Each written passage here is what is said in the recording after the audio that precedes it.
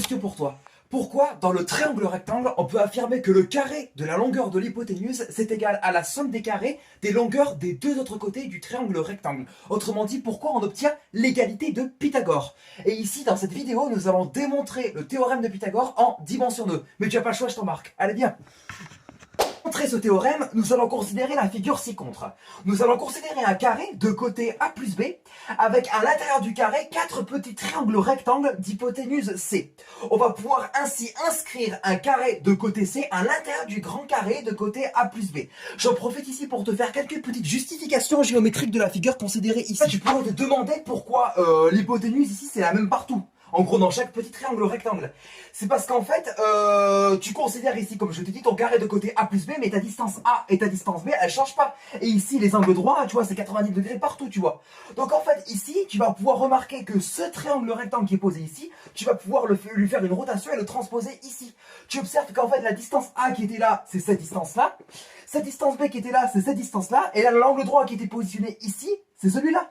Donc en fait, la distance C qui était ici, c'est la même que celle-là. Et tu fais ici pareil pour celui-là. Celui-là, en gros, c'est une transposition de celui-là. Et celui-là, c'est une transposition de celui-là, tu vois.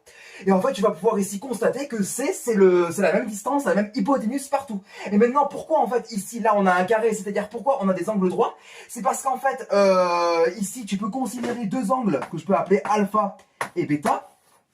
Convenu que celui-là, en fait, c'est le report de ce triangle ici, comme ça. Tu vas pouvoir remarquer que là, tu auras ton angle alpha qui est là et ton angle bêta qui est ici. Or, alpha et bêta, ce sont des angles complémentaires, puisque alpha plus bêta est égal à 90 degrés. La somme des angles d'un triangle fait 180 degrés. Mais ici, c'est quoi ton angle? C'est alpha. Ici, c'est bêta. Donc, alpha plus bêta, ça fait 90. Donc, l'angle qui est positionné ici, il vaut également 90, parce que ici, c'est un angle plat, tu vois.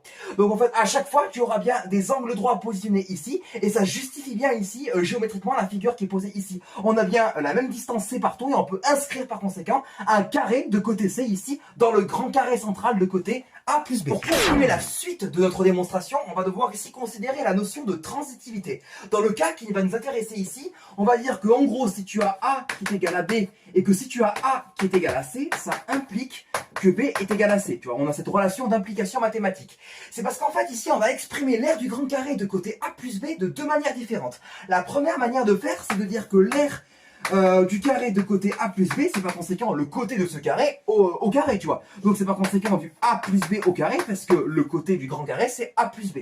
Ensuite, la seconde manière de faire, c'est de dire que l'aire du grand carré de côté A plus B, c'est en fait égal à la somme des aires des petits triangles rectangles qui sont inscrits dans le grand carré, plus ici l'aire du carré de côté C, tu vois.